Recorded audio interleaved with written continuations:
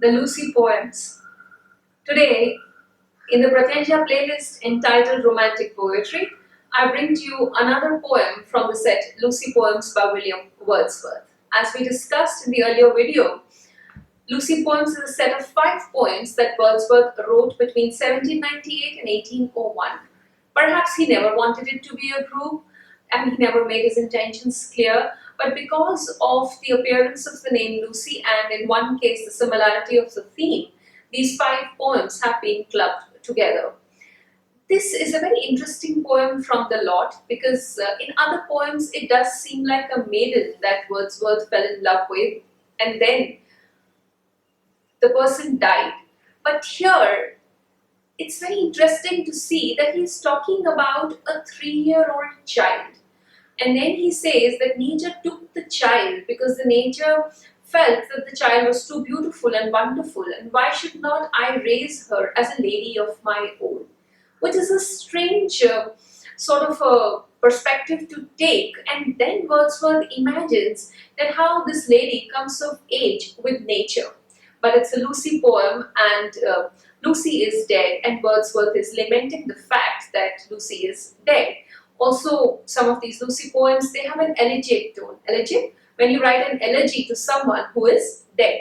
So this is one of the Lucy poems, and here, like I said, that it's a 3-year-old child, a 3-year-old girl child that has died, and Wordsworth is speaking about it. Also, one interesting aspect about this piece of poetry is that nature gives a speech. And in nature's speech, Wordsworth imagines that were the child not dead, how would she come to maturity to become a young woman? So the poem starts, the title of the poem is 3 Years She Grew by William Wordsworth. The poem starts, 3 years she grew in sun and shower. Then nature said, a lovelier flower on earth was never sown. This child I to myself will take, she shall be mine and I will make a lady of my own. Very simple stanza to make sense of. That 3 years she grew in sun and shower. A child was 3 years old. The child saw all the seasons that happened during these 3 years.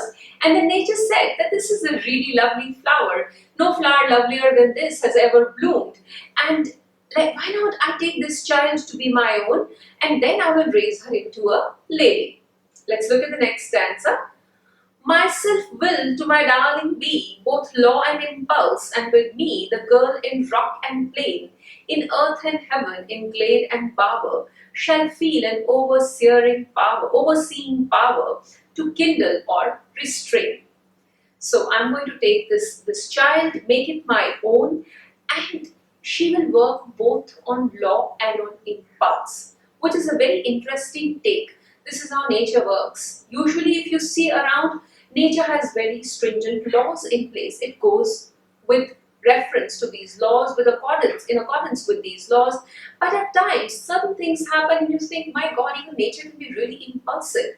Nature did not even give a thought that some action of it can cause so much of death, so much of destruction, or so much of wastage of resources, but still that action in nature happens of its own accord. So nature has both laws and it has impulse. And nature is now thinking that I will take this child and I will give her both impulse and law, and with me the girl in rock and plain. Rock and plain in all landscapes possible, in earth and heaven, in glade and bower. Glade, that is a small open area in a forest or in a grassland, and in bower is a house, both when she's outside and when she's inside in the home. She shall feel an overseeing power, like nature does.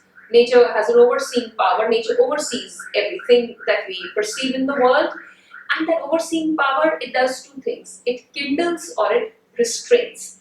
To kindle is to give birth to something, to basically put out a spark, and let's see if it grows into something, it matures into something more formidable. So it kindles a spark or it restrains. It stops people from doing things, it stops people from, or things of the world, entities of the world, from doing certain things or following certain paths. So nature either kindles or it restrains.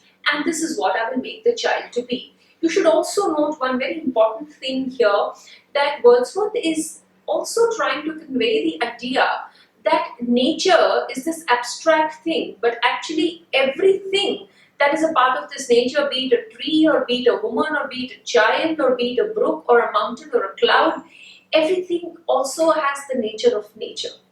So it is not just nature has law and impulse, human beings or one person also has law and impulse.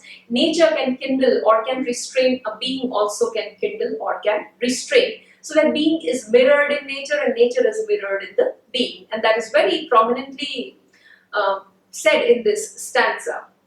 Then nature says, "She shall be sportive as the fawn that wild with glee across the lawn or up the mountain springs." And nature is imagining that when this child grows up a little bit, she shall be sportive as the fawn. She'll be a young child, very curious to learn, and she will jump in the mountains or in the lawn, and with glee, with happiness, with joy, she will be jumping and roaming all around. And hers shall be the breathing balm, and hers the silence and the calm of mute, insensate things. So the child will also become very conscious of the fact that there are many, many entities around it in nature that cannot speak, and yet they have a calm about them. There is a silence that you perceive, but also the character of these things, and that character comes across in their breathing, that they are living, but they don't speak. So the child will become conscious of the nature around it. Let's look at the next stanza. "The floating clouds their state shall lend to her, for her the willow bend. Nor shall she fail to see, even in the motions of the storm, grace that shall mold the maiden's form by silent sympathy." So nature is now saying that experiences mold human beings. So when she sees the floating clouds, well, she would learn from them too. And then for her, the willow tree will bend as well. Bend maybe with a lot of fruit, and she would learn from the willow tree that, or maybe not with fruit, with wind possibly, that the tree bends, and she will learn bending from the tree. Nor shall she fail to see, even in the motions of the storm, that there is grace. Even when a storm is blowing and it's very destructively following its path, still she'll be able to see that there is grace, and that maiden's form will then be formed by silent sympathy.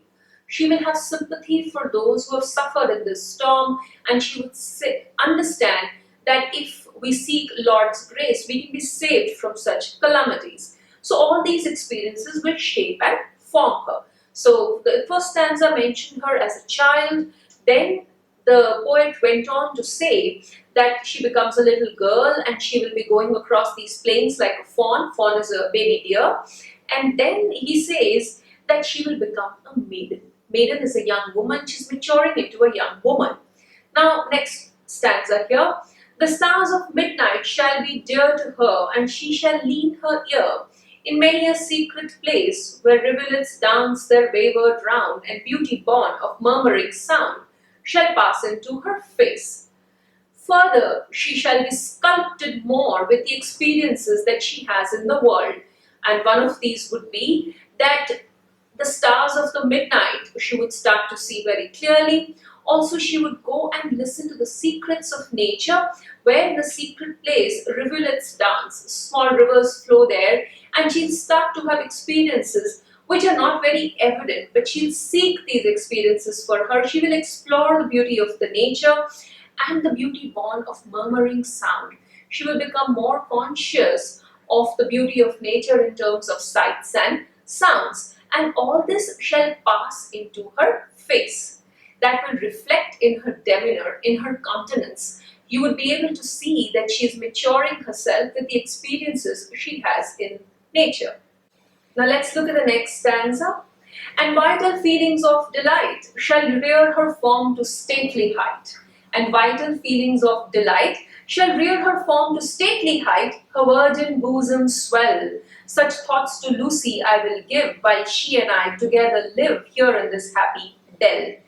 Now nature says, while in this happy valley, there is a valley, I and Lucy live. She will finally become a young maiden. She will have a wonderful risen bosom that she will blossom into a young woman, but still she'll still be a virgin. And with these feelings of delight that she has with these natural experiences, she will raise to stately height. Stately, it's someone who commands respect, who commands dignity. And when she gains in height and in maturity, she would blossom into a fine young woman.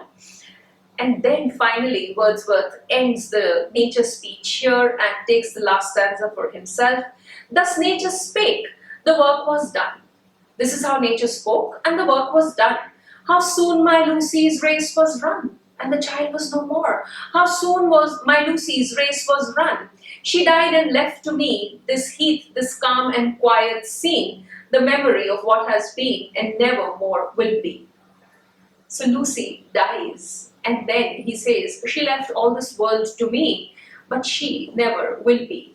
Now in this poem, Wordsworth is imagining that had a child not died, what a fine woman she would have become. And within that, in nature's speech, he's imagining that how nature has character, it gives this character to every being in nature, and how we grow from these experiences, we mature from these experiences, we become the person that we are. Thus nature spake, the work was done, how soon my Lucy's race was run. Her run came to a halt only in 3 precious years. She died and left to me this heath, this calm and quiet scene. This calm and beautiful scene is just left to me, and there is a memory, and the memory of what has been and never more will be. I don't think I'd ever see that child again, or Lucy shall ever come to be again. It is over, it is gone. So this poem also ends at this elegiac tone, which the other poem we did also had, that Lucy is dead, and oh, the difference to me. So this is one of the Lucy poems, which is entitled 3 Years She Grew. Please follow the Romantics playlist on the Pratyancha channel. Thank you.